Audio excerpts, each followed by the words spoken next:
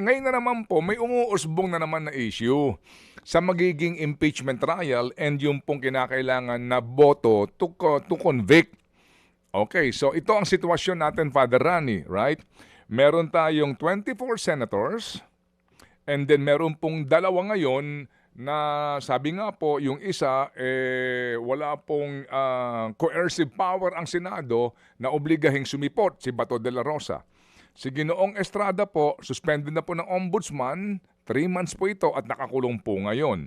So meron tayong 22 senador. At ito pong 22 ito ay uupo po bilang mga maestrado, trial court judges starting July 6. Ano ho ba talaga po ang bilangan dito? Sa sinasabi po ng Article 11, under accountability of public officers. Alright, the Senate shall have the sole power to try and decide all cases of impeachment. When sitting for that purpose, the senators shall be on oath or affirmation. When the President of the Philippines is on trial, the Chief Justice of the Supreme Court shall preside, but shall not vote. No person shall be convicted without the concurrence of 2/3 of all the members of the Senate. I repeat, 2/3 of all the members of the Senate. Walang mga kondisyon po dito. Sinasabi lang sa saligang batas, lahat ng miyembro ng Senado, 2/3. Ibig sabihin po, 16 ito sa 24. May nagsasabi ngayon, hindi, dahil 22 na lang yan, dapat 2/3 ng 22. Sabi po naman po ng ilang senador, hindi, papasukin natin si Jinggoy Estrada. Oo, para makasama siya roon sa 24 o magiging 23, etc. Ano po ang inyong kaisipan dito? Ano ba ang sinasabi ng saligang batas when it says 2/3 of all the members of the Senate? Okay, Ted, let me put it like this. I am aware that most of the people will insist that 2/3 equals 16. That's not the way I read it. Because if you say 2/3 of all senators, you have to ask yourself, how do you determine who are all senators? Number one, Bato de la Rosa is beyond Father the Dean, reach of the law. Father Dean, sandali lang po. I have to beg for your indulgence. Nag-choppy tayo. Importante itong inyong opinion na ito. Can we just test our signal again? Can you say it again from the top po? Yung gusto ho ninyong liwanagin. As you were saying, sir, Father? Yes, I'm sure that many will say that 2/3 of 24 equals 16. That is not my view, however, and I think that Justice Carpio and I also have the same view na ang dapat bilangan, binibilang lang yung mga senador na pwedeng makinig sa kaso at kumatol, no? Ngayon, sa umiiral na sitwasyon sa Senado, hindi pwedeng makialam si Bato kasi hindi natin alam saan siya. And much besides, the moment he is arrested, he is to be surrendered to The Hague.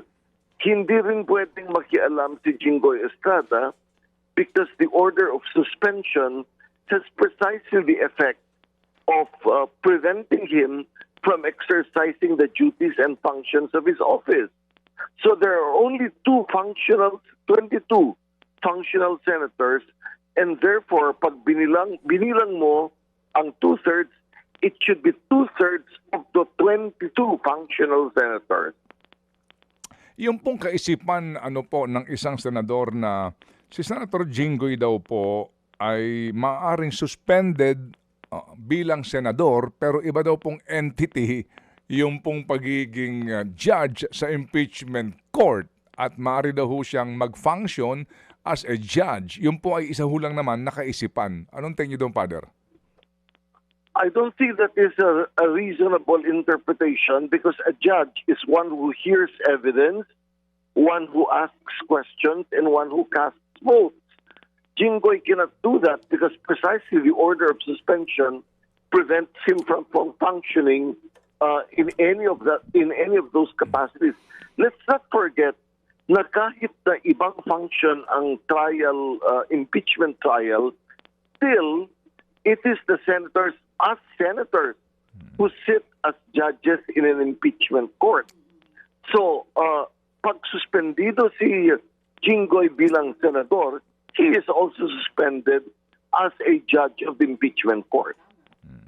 Yung nga din pong sabi ho ng ibang legal minds na hindi mo pa pwedeng ihiwalay yon, no? Kasi as public official, yung suspension mo sakop na lahat nun as public official. Yun po ang sinasabi nga ng iba.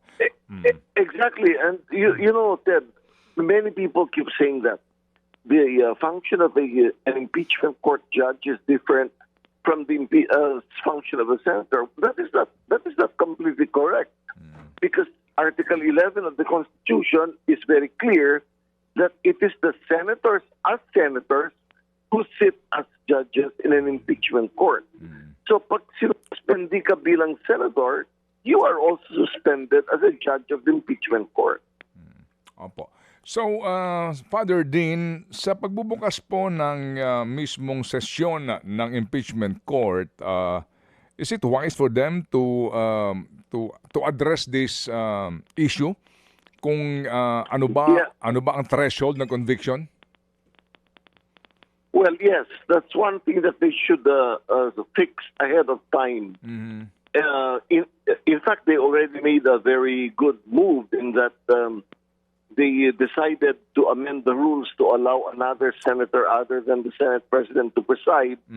Kasi alam nila na masyadong technical kung minsan ang pagprepresenta ng ebidensya at kailangan mong ang isang abogado na preside. So I think they decided that Senator Escudero would preside. No? Mga kapatid, patuloy po kayong tumutok sa 105.9 True FM para sa totoong balita, impormasyon, music and entertainment. Mag-subscribe sa aming YouTube channel at podcast at sundan nyo kami sa Facebook, Instagram, X at TikTok sa True Network PH. Bisitahin din po ang aming official website, truefm.ph. At panoorin din kami sa True TV Signal, Channel 19. Kami po ang 105.9 True FM. Laging true sa'yo, kapatid.